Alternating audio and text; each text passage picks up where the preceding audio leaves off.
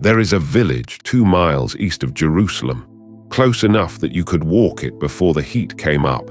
And in that village, there was a house where Jesus was welcome. Not tolerated, welcome. He had friends there, 2 sisters and their brother, and the Gospels tell us plainly that he loved them, which is a sentence worth stopping on because it is said about almost nobody else. And it is in that house, among the people he loved most outside his own circle, that he did the thing that finally got him killed. That is the strange shape of this story.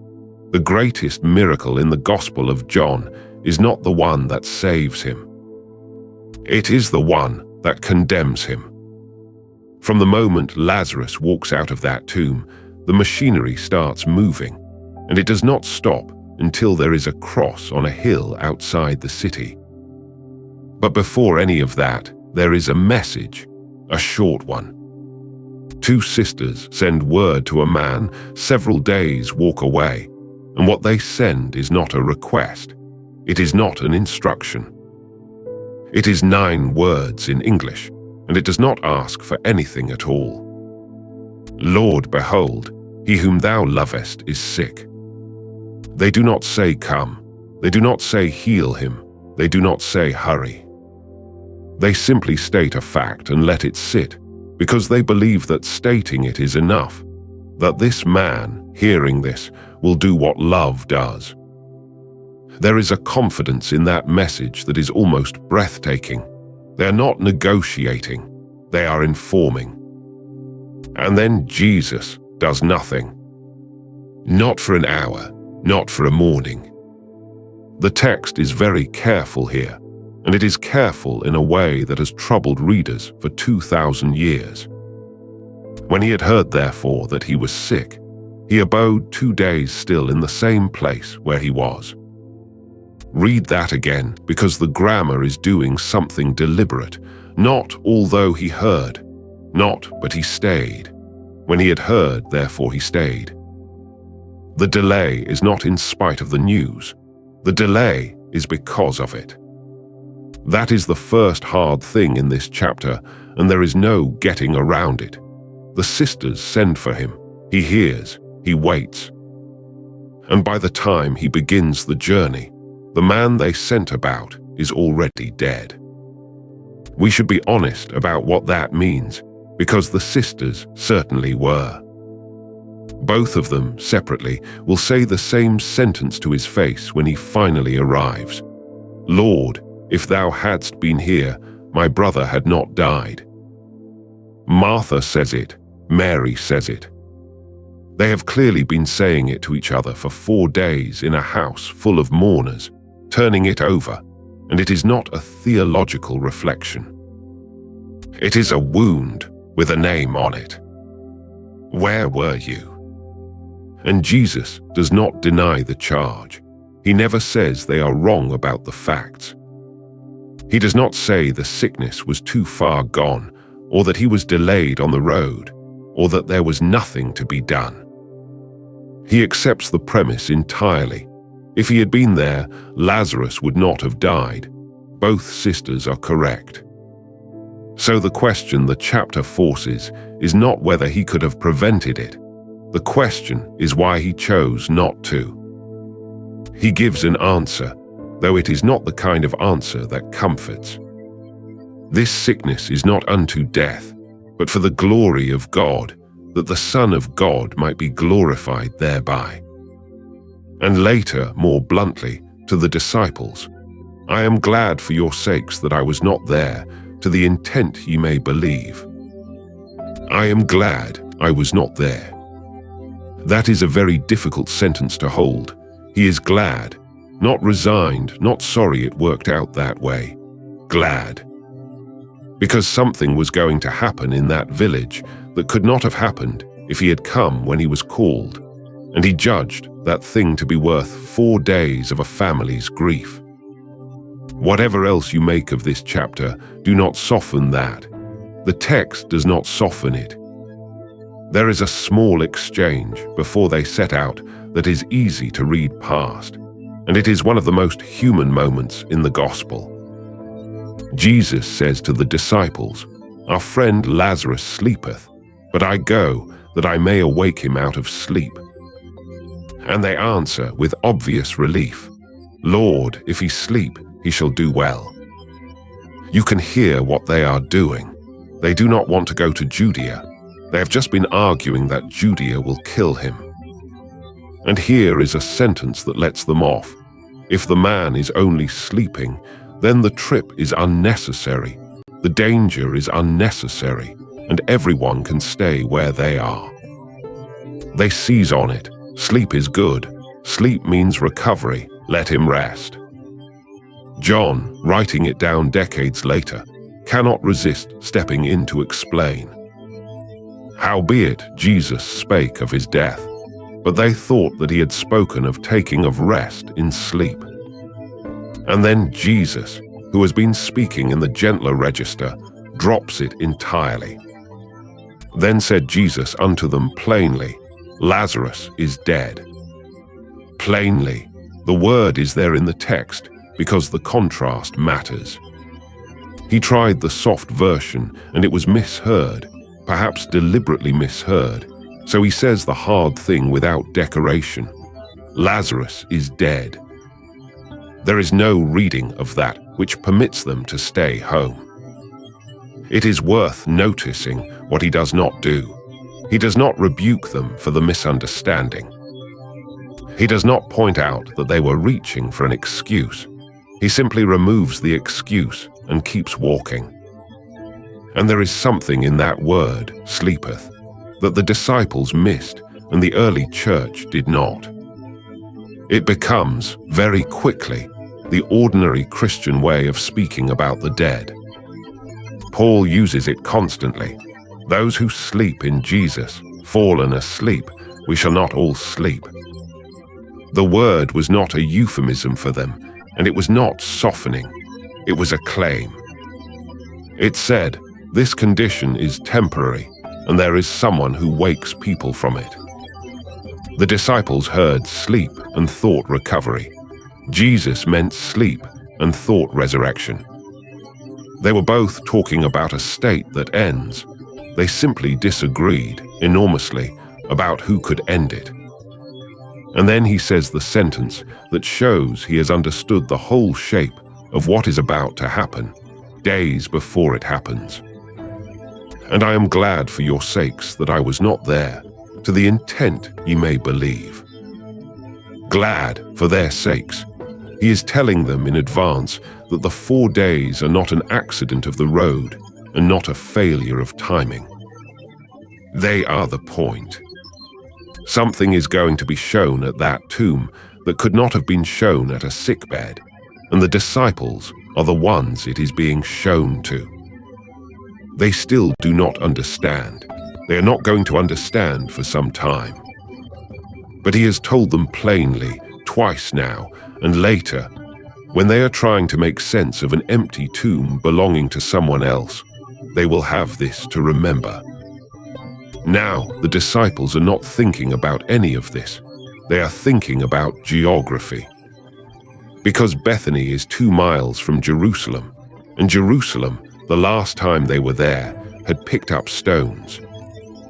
Master, they say, the Jews of late sought to stone thee, and goest thou thither again. They are not being cowardly, they are being accurate.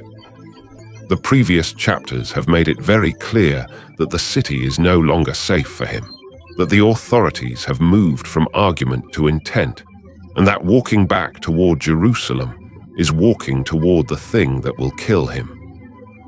Everyone in the group knows it.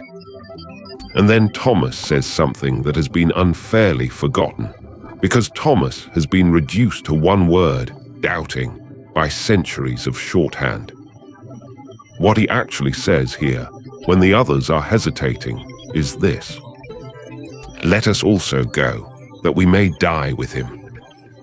That is not doubt. That is a man who has done the arithmetic, arrived at the worst answer, and decided to go anyway. He does not think this will end well. He thinks it will end in a grave, possibly several, and he says, "Fine, then we die together." Remember that the next time someone calls him Doubting Thomas, he was the first one in that group to say out loud that following this man might cost him everything and to keep walking.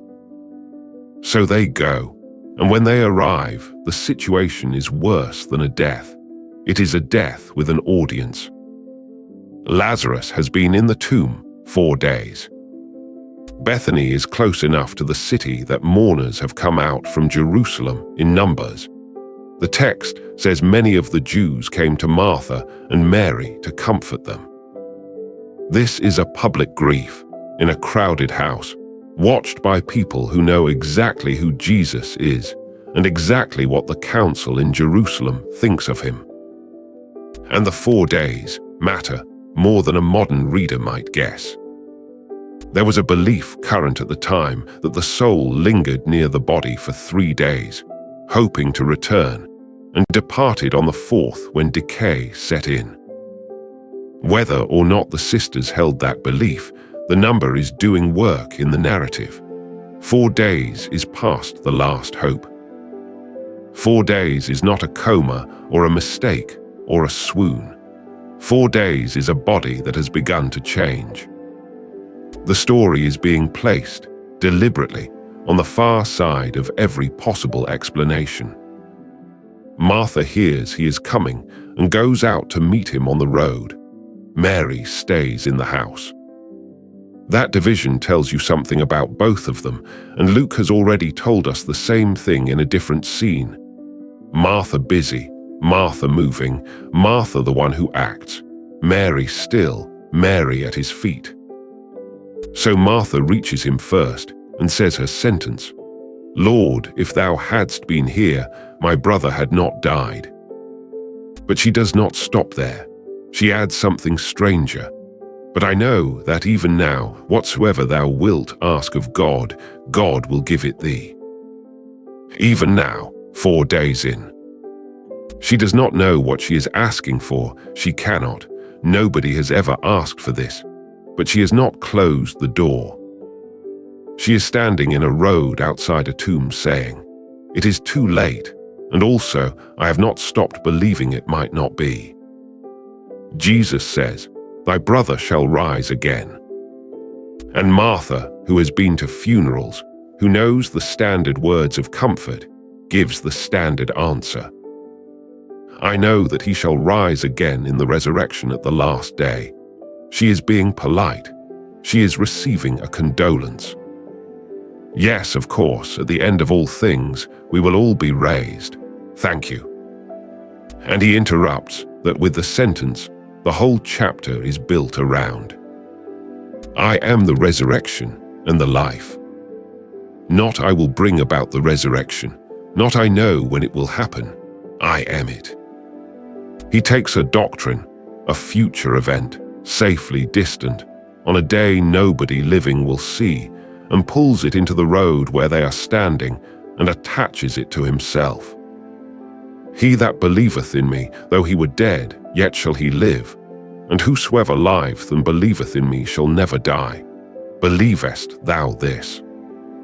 And Martha, who has just been told something she cannot possibly have processed, says yes. "Yea, Lord, I believe that thou art the Christ, the Son of God, which should come into the world." She does not understand what is about to happen, but she answers the question in front of her, honestly, with her brother still in the ground. That is worth more than a theologian's certainty. Then she goes back to the house and calls Mary secretly, and here the text does something almost cinematic. Mary rises quickly. The mourners see her go and assume she is going to the tomb to weep, so they follow her. And so a woman who was sent for quietly arrives with a crowd behind her, which means what happens next happens in front of witnesses, dozens of them, from Jerusalem, who will carry the account back into the city. Mary reaches him and falls at his feet and says the same sentence her sister said, "Lord, If thou hadst been here, my brother had not died." Word for word. They have been saying it to each other for 4 days. But the reaction is different this time, and the difference is the heart of the chapter. When Jesus therefore saw her weeping, and the Jews also weeping which came with her, he groaned in the spirit and was troubled. That word, groaned, is doing more work than English can carry. The Greek is a hard, physical word, used elsewhere of a hoarse snorting, of anger held in the chest. It is not gentle sympathy. Something in him reacts violently to what he is looking at. And then Jesus wept. 2 words, the shortest verse in the English Bible and the strangest, because he already knows how this ends. He said it on the road, "This sickness is not unto death." He told the disciples plainly that Lazarus would be woken. He has come here specifically to do this. He is minutes away from calling a dead man out of a tomb by name. So why cry?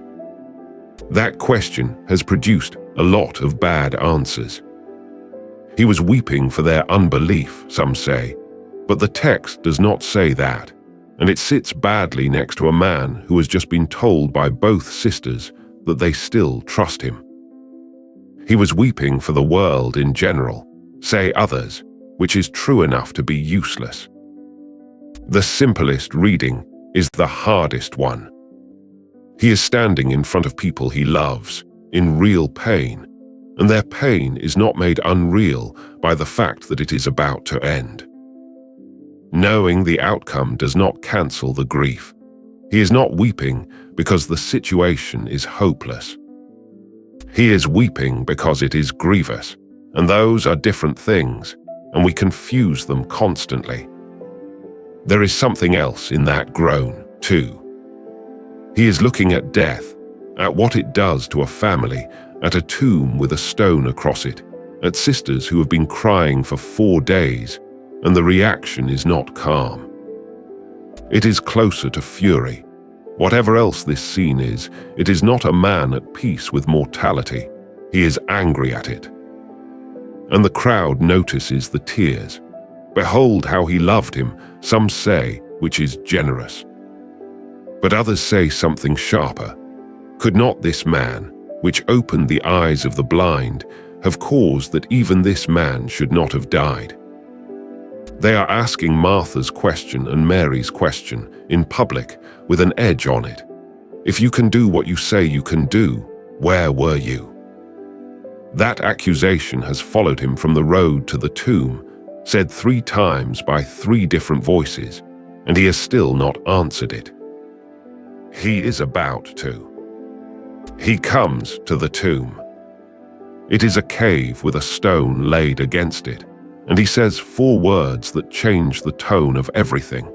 Take ye away the stone. And Martha, Martha, who declared his identity on the road, who said she believed, objects. Lord, by this time he stinketh, for he hath been dead 4 days. I want to be fair to her, because she is easy to mock, and she does not deserve it. She is not failing a test. She is protecting her brother's dignity and her family's in front of a crowd, and she is being practical in exactly the way she is always practical. Confessing that a man is the Son of God is one thing. Opening your brother's grave in front of the neighbors is another. Belief and nerve are not the same thing, and this verse is the proof. He answers her gently, said I not unto thee, that if thou wouldest believe, thou shouldest see the glory of God, and the stone is moved. And then he prays out loud, and he tells us why he is doing it out loud. Father, I thank thee that thou hast heard me. And I knew that thou hearest me always, but because of the people which stand by I said it, that they may believe that thou hast sent me. That is an unusually candid thing to include. He is saying, this prayer is for you, not for me. He is not persuading God. He is showing a crowd where the power is coming from, because in a moment they are going to see something they will have to explain to themselves, and he wants the explanation on record first. Then he cries with a loud voice, "Lazarus, come forth." 3 words in English. And the name matters. Augustine's old remark is worth repeating, that if he had not said the name, every grave in the world would have emptied. It is a joke, but it is pointing at something real. This is not a general command to death. It is one man, called by name, out of one tomb by someone who knows him. And he that was dead came forth, bound hand and foot with grave clothes, and his face was bound about with a napkin. Picture it properly, because it is not the serene image of the paintings. A man wrapped in linen strips, his face covered, standing in the mouth of a cave, unable to see or walk properly. Whatever happened inside that tomb, what comes out is alive and bound and blind, and it cannot free itself. And Jesus says the last words of the scene, and they are not addressed to Lazarus at all. Loose him and let him go. He does the thing only he can do, and then he hands the rest to the people standing there. He calls him out. They unwrap him. There is a division of labor in that sentence that is worth sitting with. The miracle is his, the unbinding is theirs, and he does not do their part for them. Now, the aftermath, which is where this chapter stops being a miracle story and becomes the beginning of the end. Then many of the Jews which came to Mary and had seen the things which Jesus did, believed on him. Of course they did. They had come out from Jerusalem to a funeral and watched a 4-day corpse walk into the daylight. But some of them went their ways to the Pharisees and told them what things Jesus had done. And the council meets, and the minutes of that meeting, as John records them, contain one of the most revealing sentences in the Gospels. What do we? For this man doeth many miracles. Not is this true, not did it happen, not how do we test it. They accept the miracle as fact and treat it as a problem. Their difficulty is not that he is a fraud. Their difficulty is that he is not. And the reasoning that follows is entirely practical and entirely understandable, and that is what makes it terrible. If we let him thus alone, all men will believe on him, and the Romans shall come and take away both our place and our nation. They are not monsters in this room. They are administrators of an occupied country doing risk assessment. Rome tolerates the temple and the council so long as the province stays quiet. A popular figure gathering crowds outside Jerusalem is the precise shape of the thing that brings the legions. They have seen it before. They are trying to prevent a massacre. And so Caiaphas, the high priest that year, says the sentence that hangs over everything after it. It is expedient for us that one man should die for the people, and that the whole nation perish not. He means it politically. He means, better one troublemaker than a war. It is cold arithmetic, and he says it out loud in a room full of colleagues who do not object. And John, writing decades later, adds a note that turns it inside out. And this spake he not of himself, but being high priest that year, he prophesied that Jesus should die for that nation. The man arranging the execution states the doctrine of the atonement without knowing it. He is right about the words and wrong about everything underneath them. One man will die for the people. That much is true. It is simply not true in the way he means it, and he will never understand what he said. Then from that day forth, they took counsel together for to put him to death. That is the line. That is where the chapter lands. Not on the resurrection, not on the sisters' joy, not on Lazarus sitting at a table eating a meal, though John will show us that later. It lands on a committee deciding to kill him, and the reason they give is the miracle itself. He raised a man from the dead, and it cost him his life.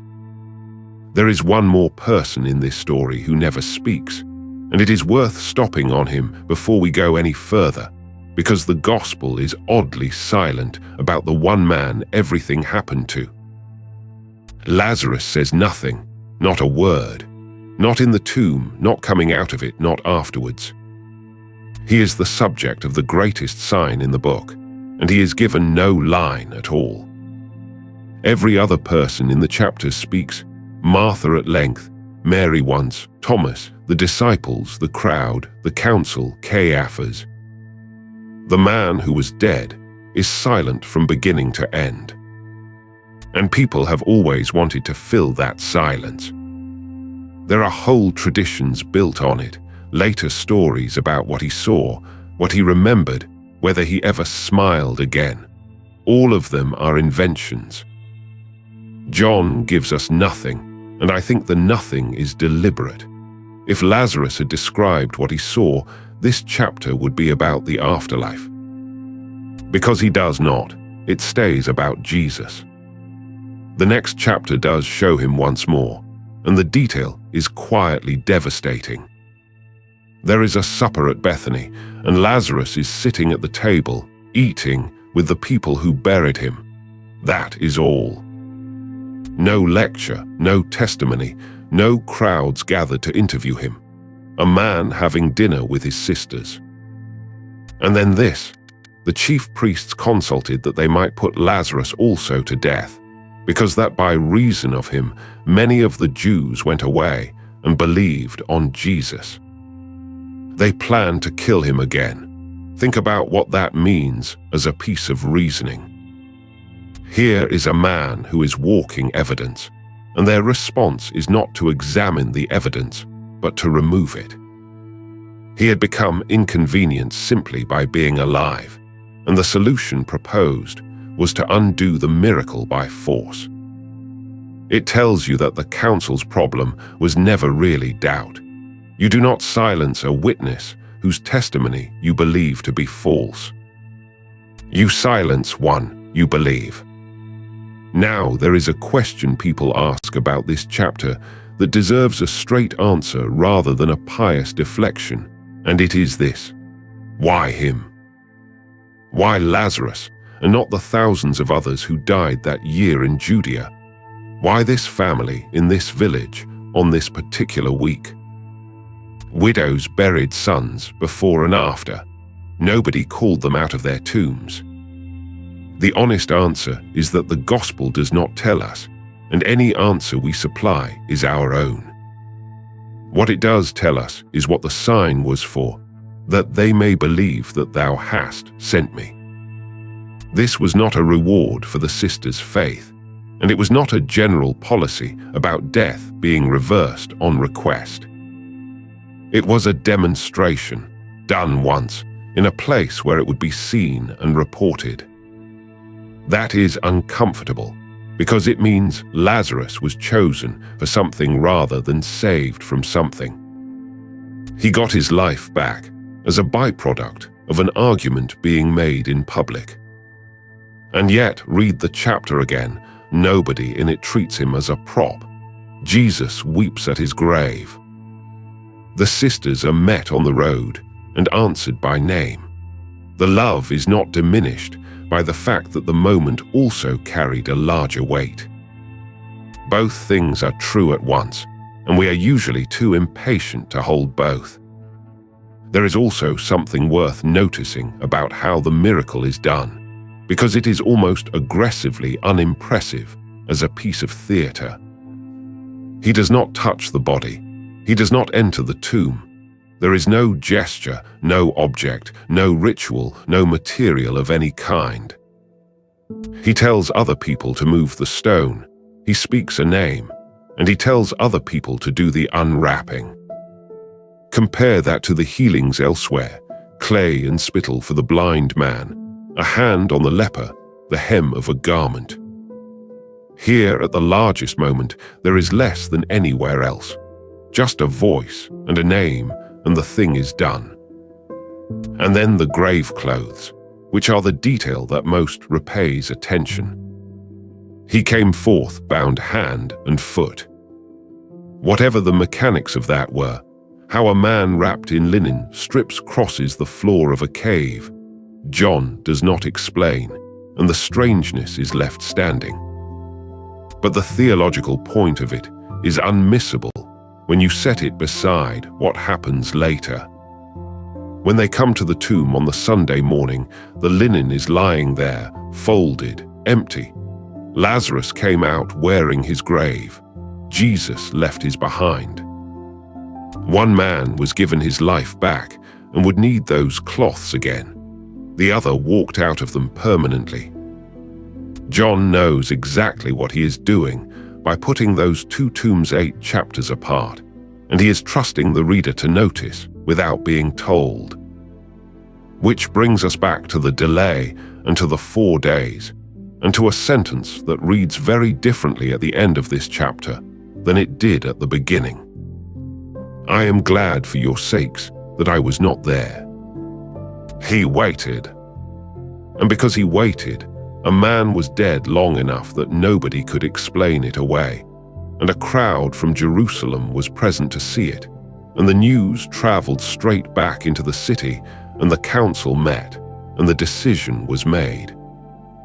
The delay produced the witnesses produced the report produced the death sentence. None of that is accidental. He walked toward Jerusalem knowing what was there. The disciples told him. The stones were still in the street, and he did the one thing guaranteed to make the authorities act. There is a symmetry in it that is almost unbearable. He gives life to his friend, and it costs him his own. The tomb at Bethany opens, and a few weeks later another tomb outside the city closes, with him inside it. And the words he said on the road to Martha, which must have sounded like consolation at the time, turn out to be a statement of what he is about to do personally. I am the resurrection and the life. He does not say it as a promise about the future. He says it standing in a road outside a grave, and then he proves it on someone else's brother, and then he goes and proves it on himself. One last thing, because it is easy to miss and it matters. Lazarus died again.